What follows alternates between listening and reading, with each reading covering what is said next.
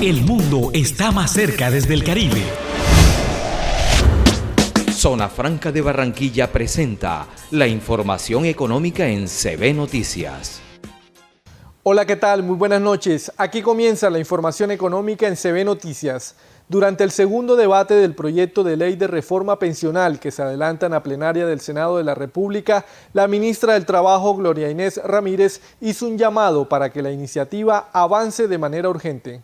Según la ministra de Trabajo, el proyecto de reforma pensional protegerá al 87% de las personas en edad de jubilación. Si se aprueba, el proyecto de reforma propuesto por el gobierno pasaría de 2.830.357 pensionados a proteger 13.787.526 adultos mayores. Bueno, es muy importante decirle al país que en el día de hoy el Congreso de la República, en el Senado, se ha avanzado y se ha empezado a enrutar ya la reforma pensional. Esto significa que ya se votaron los impedimentos y el lunes empezaremos el debate de las ponencias pertinentes. Hay 4 ponencias, 2 de archivo, una alternativa y la mayoritaria, que es la presentada por el gobierno. Empezamos entonces a trabajar para que Colombia pueda tener una ley, esta ley que es urgente, que es necesaria, para que permita que efectivamente los adultos mayores, nuestros abuelos y abuelas, que hoy son más de 3 millones de colombianos y colombianas, puedan tener un ingreso digno para su vejez como tal.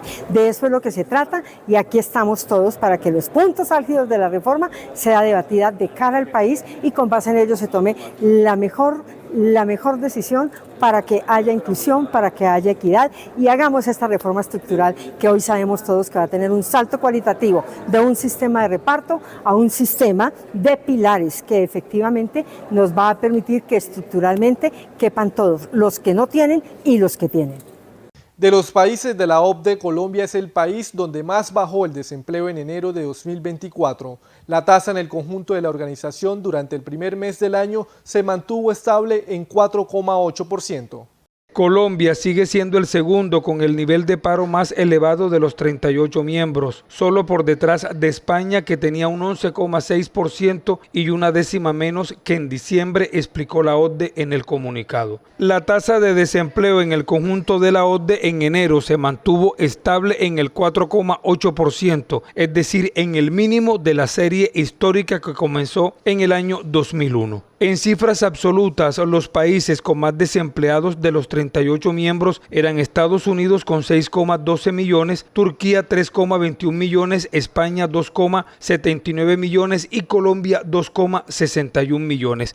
Febrero no marcó el principio de una reanimación del comercio. Las ventas habrían continuado en terreno negativo según los datos de la encuesta mensual de Fenalco. Para el 84% de los empresarios consultados, sus volúmenes de ventas fueron iguales o inferiores a los registrados en el mismo mes del año anterior. El 50% reportó ventas similares, el 34% mostró una disminución, mientras que el 16% dijo que aumentaron. Realizado por Fenalco y Deloitte, estamos dando a conocer los resultados del mes de febrero del comportamiento del comercio a través de la bitácora económica. Lamentablemente siguen cayendo las ventas, con la tendencia en que terminamos el 2023 y el mes de enero pasado. El 84% de los comerciantes en febrero vieron disminuir sus ventas o permanecer igual, que con el efecto de la inflación es básicamente una caída. Y en ese sentido se comprueba que este mes de febrero es el peor desde el año 2017.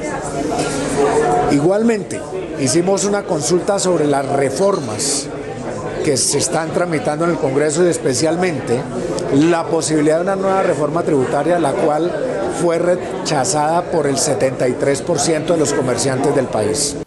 El ministro de Hacienda, Ricardo Bonilla, aseguró que los transportadores en el país no quieren llegar a ningún acuerdo para el ajuste en el precio de la CPM, pues siempre terminan amenazando con un paro. En algún momento eso hay que ajustarlo. Estábamos esperando efectivamente la oportunidad de llegar a acuerdos y sabremos si se podrá o no se podrá llegar a acuerdos. Lo que nos preocupa es que El gremio del transporte no tiene, al parecer, ninguna voluntad de llegar a acuerdos porque siempre termina amenazando con paro.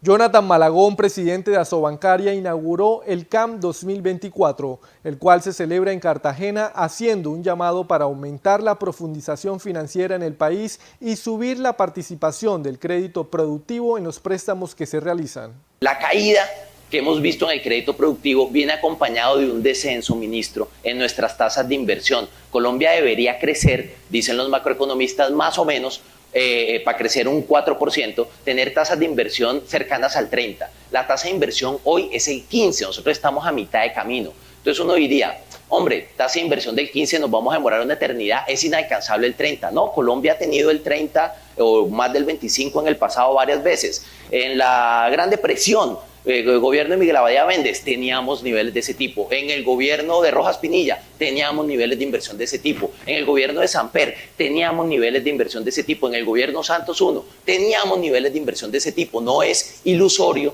pensar que Colombia puede recuperar tasas de inversión mucho más grandes que el 15% del PIB e irse acercando hacia el 29%, que según los economistas esas tasas del 30% son las que apalancarían crecimientos por encima del 3%, crecimientos del orden del 4%.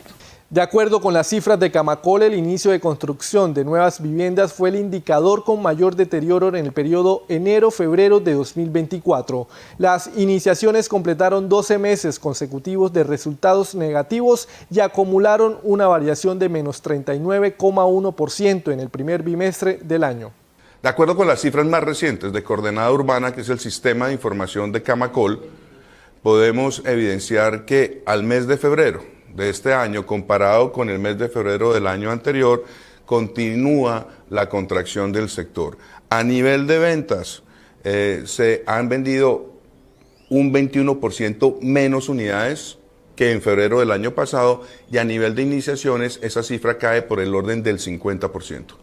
Claramente esto nos permite coincidir con el ministro de Hacienda en la necesidad de sacar de cuidados intensivos a este sector con un plan de reactivación que debería tener por lo menos dos partes. Uno, resolver el descalce entre subsidios a la cuota inicial y coberturas a la tasa de interés que hoy tiene el programa de Mi Casa Ya, y dos, buscar más recursos para reactivar la ejecución de obras de vivienda y mantener sano el empleo en este sector tan importante para la economía nacional.